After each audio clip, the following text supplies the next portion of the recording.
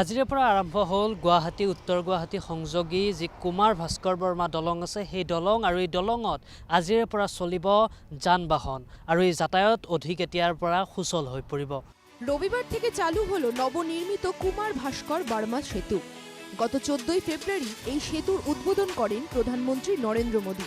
তবে নির্মাণ কাজ সম্পূর্ণ না হওয়ায় উদ্বোধনের পর সেতুটি যাতায়াতের জন্য খুলে দেয়নি প্রশাসন।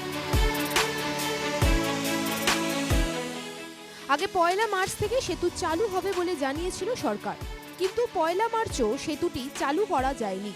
অবশেষে রবিবার থেকে নবনির্মিত সেতু দিয়ে যান চলাচলের অনুমতি দিল প্রশাসন। রবিবার সকালে হালকা যানবাহন চলাচলের জন্য খুলে দেওয়া হলো কুমার ভাস্কর বর্মা সেতু। গুয়াহাটি উত্তর গুয়াহাটির যাতায়াত ব্যবস্থায় নতুন দিগন্তের সূচনা করল এই সেতু। 1 ঘন্টার সফর এবার কমে হলো 10 মিনিটে।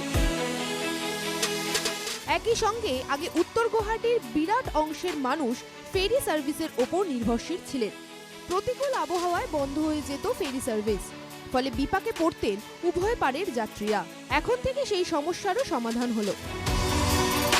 1224 মিটারের 6 লেনের এই সেতু নির্মাণে ব্যয় হয়েছে প্রায় 3300 কোটি টাকা। এই সেতু চালু হওয়ার ফলে উপকৃত হবেন ব্রহ্মপুত্রের উভয় পারের লক্ষ লক্ষ মানুষ। Bureau report, NKTV Bangla.